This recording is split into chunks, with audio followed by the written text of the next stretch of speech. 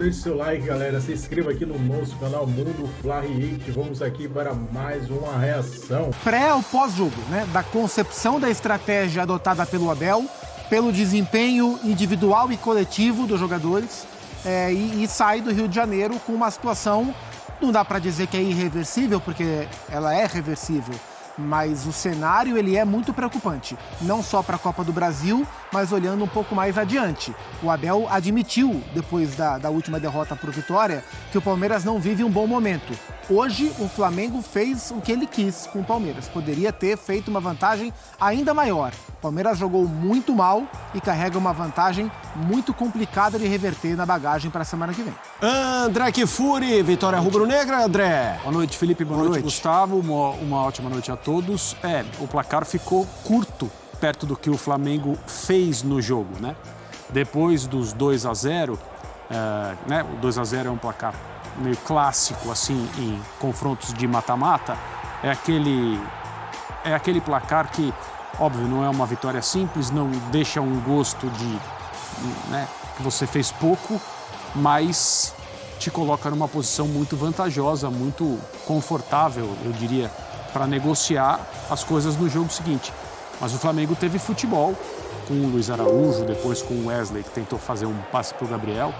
Fazer um terceiro gol não seria nada exagerado em relação ao que o jogo no Maracanã mostrou para a gente na noite de hoje. A sequência negativa do Palmeiras nessas circunstâncias, jogando no Rio de Janeiro contra o Flamengo, é de não ganhar desde 2015 e não fazer um gol desde 2018. Hoje essas duas sequências aumentaram com a vitória de 2-0 do Flamengo. E independentemente do seu propósito, né, do seu plano de jogo, se você, por uma circunstância de momento da sua equipe, entende que é necessário admitir uma inferioridade técnica que ficou muito aparente e tentar especular com o jogo, alguma coisa em termos de levar perigo você tem obrigação de fazer. Porque senão o que acaba acontecendo é precisamente o que houve com o Palmeiras hoje. Jogadores no banco, uma possibilidade de escalação um pouco mais ofensiva que foi dispensada pelo seu treinador. Quando, como se diz no interior, a vaca já tinha deitado, começa a entrar um monte de gente, abre-se o time a mais riscos, corre-se, né, o risco grande de levar mais um gol ou mais do que um gol. E o placar, como eu disse, ficou curto. O Flamengo poderia ter resolvido as coisas hoje, numa noite em que o Luiz Araújo repetiu o que ele tinha feito na 8ª rodada, quase igual, na 8ª rodada do Campeonato Brasileiro, jogo contra o Grêmio. Ele entra no lugar do Igor Jesus, no começo do jogo, ali perto da metade do primeiro tempo, e faz 2 gols. Hoje ele passa para um e faz o outro, e poderia ter feito um segundo. É muito bom ter o Luiz Araújo, do ponto de vista do técnico do Flamengo, com aquilo que ele oferece quando entra. Esse jogador agrega e hoje ele mostrou isso novamente. Vamos lá, vamos apresentar números dessa partida, porque o 2-0 foi categórico para o Rubro-Negro. Os números são brutais. Brutais. 60% de posse de bola a 40%. Até aí, ok. Não é isso que vai definir um jogo, exato. Mas vamos lá. Finalizações, 19-2. Exatamente. Isso é muito significativo e seria quase contra qualquer adversário, né? Se fosse, inclusive, um mais fraco, que o Palmeiras já seria sensível olhar essa tela. Certas finalizações, 5-0. Palmeiras não chutou ao gol. Ações na área rival, 27-6. Grandes chances, 4-0. Porcentagem de ações no ataque, 48,5% do Flamengo, ou seja, 50% das ações do Flamengo no ataque. O Palmeiras, 39,3%. Ô Mota, depois do último jogo contra o Atlético Goianiense, o Tite falou que o Matheus Cunha seria o goleiro das Copas. E houve quem ficasse preocupado. Falou, puxa, é um risco, né? Porque tem o Palmeiras. Acabou que tanto fez. Podia ser o Kleber Xavier, o goleiro do Flamengo hoje, que não ia ter a menor diferença. O Cone. Porque não participou do jogo. É isso. Ô Zupac, a discussão de futebol não pode ser simplista assim, mas você vai entender. 2-0. Parece que não há o menor debate se o resultado foi justo. Correto. Mas o placar, se a gente considerasse, ok, temos que mudar esse placar. Seria para o 2 virar 3 ao invés do 0 virar 1? Esse jogo esteve mais para o placar ser mais elástico do que foi? Os números ajudam a responder. Sim, o Palmeiras não finalizou no gol, né? Então o Palmeiras não teve... Não pode pleitear um... O Abel escalou o time para o Palmeiras empatar com o Flamengo. Foi para isso que o Abel escalou a equipe. Ele escalou 4 meio-campistas, né? Escalou o Aníbal Moreno, Zé Rafael, Richard Rios e Felipe Anderson em linha de 4, com o Rafael Veiga encostado no Rony, para tentar aproveitar contra-ataque. Por que ele opta pelo Rony e não pelo Flaco? Para ele ter contra-ataque contra a linha alta do Flamengo, apostando em recuperação de bola, com o meio-campo um pouco mais encorpado, com 2 meias que trabalham bem, Felipe e Rafael Veiga, para tentar usar o Rony em velocidade. O Palmeiras teve muita dificuldade para marcar o Flamengo, especialmente pelo seu lado direito, o Giai, que hoje foi lateral direito, acabou de chegar do São Lourenço, é um menino ainda, ele teve uma atuação trágica, assim, trágica. Ele errou absolutamente tudo que ele tentou.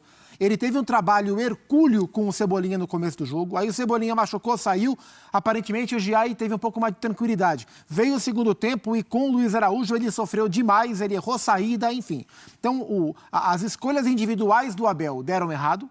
A escolha estratégica do Abel deu errado, porque o Palmeiras não conseguiu marcar bem o Flamengo e não conseguiu executar o contra-ataque.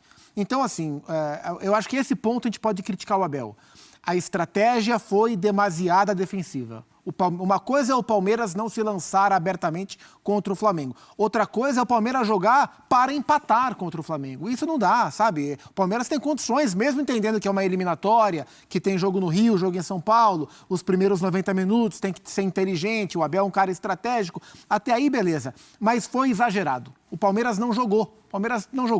E o Flamengo se aproveitou disso. O Flamengo foi melhor quando ele se impôs contra o Palmeiras. E o Flamengo foi melhor depois do 1-0, em que ele, Flamengo, baixa as suas linhas. O Palmeiras tenta avançar e o Flamengo vai para o jogo de contra-ataque. E aí o Flamengo é melhor que o Palmeiras também. Então foi melhor no começo e no fim. Foi melhor para atacar e para contra-atacar. E o Abel, na minha visão, erra na estratégia e o Palmeiras vai ter que reverter ou tentar reverter em São Paulo. Vamos fazer o seguinte, o Abel Ferreira começa a falar, a gente vai ouvir o treinador do Palmeiras, já zona mista do Maracanã, o 2-0 do Flamengo. Fala, Abel. Gravar um vídeo nesse pós-jogo. Que jogo que o Flamengo fez diante do Palmeiras. Pelo primeiro jogo das oitavas de final da Copa do Brasil, dentro do Maracanã, para o Maracanã lotado. Um jogo de almanaque, a verdade é essa. O Flamengo deu uma aula de futebol para cima do Palmeiras, não deu nenhum espaço à equipe alviverde. O Abel Ferreira tentou surpreender o técnico Tite na escalação, mas a estratégia não deu certo, muito por conta da atuação do Flamengo e pela estratégia do técnico Tite, que teve problema nos minutos iniciais de jogo.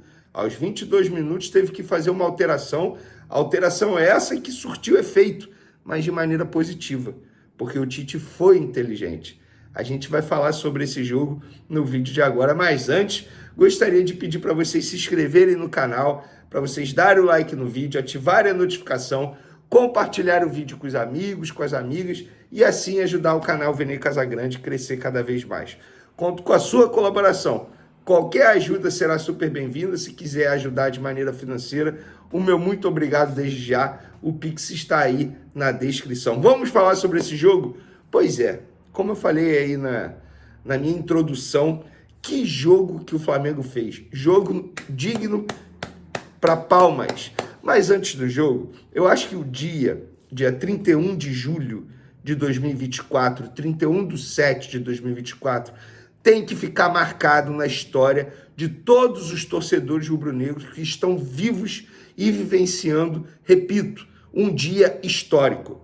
O Flamengo hoje, lá na prefeitura, deu o primeiro grande passo real para comemore, desfrute.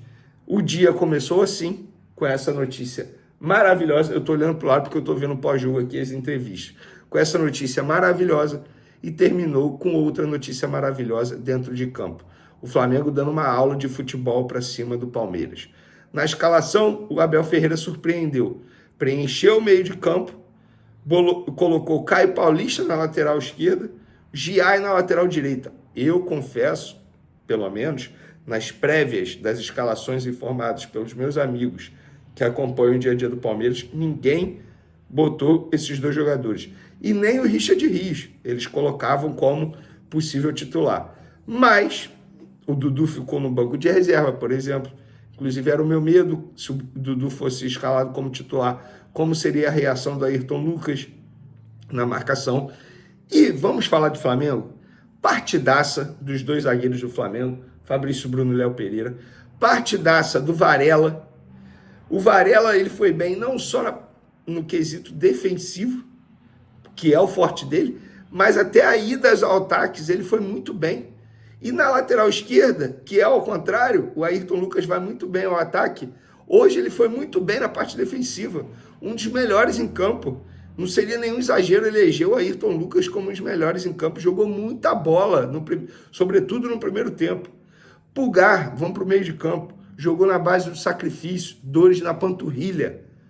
Me falaram, inclusive ontem, que ele treinou apenas uma parte e depois ficou na piscina, tratando as dores nas duas panturrilhas. De La Cruz, no segundo tempo, comeu a bola, comandou o meio de campo. Arrascaeta, como sempre, em jogo decisivo, chama a responsabilidade, fazendo jogadas importantes. Gerson, novamente, voando em campo. Raça, disposição, a cara do Flamengo. Aquilo que o torcedor do Flamengo gosta de ver em um jogador. Cebolinha, aos 22 minutos, pediu para ser substituído com dores na coxa, segundo o Flamengo. E, caso essa lesão seja confirmada, será a terceira lesão muscular do Cebolinha nesse ano, em 7 meses. Além do problema no tendão que ele já teve e também no quadril. É um jogador que está sofrendo muito com problemas físicos. Saiu. Em seu lugar entrou o Luiz Araújo, mas não para jogar na ponta direita. E foi aí que o Tite foi muito bem. Colocou o Luiz Araújo na ponta esquerda, onde o Cebolinha estava atuando. O Abel Ferreira não esperava. E o Luiz Araújo foi muito bem. No segundo tempo, Pedro, pois é, sempre ele, chegando a 29 gols oficiais no ano. Se a gente levar em consideração os 2 amistosos nos Estados Unidos, são 31 gols no ano. Gente, isso é muito gol. O Pedro está voando. E o Luiz Araújo foi quem fez o segundo gol do Flamengo em uma finalização muito bonita. O Flamengo ainda teve a oportunidade de fazer o terceiro e até mesmo o quarto. Perdeu algumas oportunidades. Diante de um Palmeiras que foi covarde, fazendo cera o tempo todo. É um absurdo o Everton ter terminado o primeiro tempo sem ter levado um cartão amarelo. Porque o que ele fez de cera no primeiro tempo foi um escárnio. E a arbitragem deixando rolar. No segundo tempo ali o Gabigol entrou esforçado, o Alan entrou esforçado, o Léo Ortiz entrou esforçado. Resultado maravilhoso para o Flamengo. Lá no Allianz Parque, semana que vem, o Palmeiras vai ter que ir para cima se quiser se classificar. Flamengo, além de ter jogado bem, conseguiu um resultado extremamente positivo. Resultado esse que dá a liberdade do Tite até mesmo pensar, entre aspas, botar um jogador que ele botaria no jogo de quarta-feira, no jogo de sábado contra o São Paulo pelo Campeonato Brasileiro, para conseguir a vitória e ficar, quem sabe, mais distante dos concorrentes na briga pelo título do Campeonato Brasileiro. De maneira geral, parabéns ao Tite, parabéns aos jogadores, foram muito bem dentro de campo, e parabéns novamente à torcida, cantando, vibrando o tempo todo, como um torcedor tem que ser. Diferentemente do que a torcida do Botafogo fez ontem. Além de não ter ido, porque botaram apenas 19 mil pessoas no Newton Santos, os caras vaiaram durante e depois do jogo. Isso não existe, gente. Eu não sou sommelier de torcedor, não estou aqui para ensinar ninguém. Mas eu, se eu fosse jogador, eu ia preferir ter uma postura de um torcedor a meu favor, como a torcida do Flamengo teve hoje. E não como a torcida do Botafogo foi no duelo do Botafogo com o Bahia. Dito isso, galera, amanhã tem resenha no SBT Sport Rio. Eles achavam. Eu confesso que eu também achei, tá? Por um instante. Eu estava com certo receio para esse jogo. Muito respeito ao Palmeiras e ao técnico Abel Ferreira.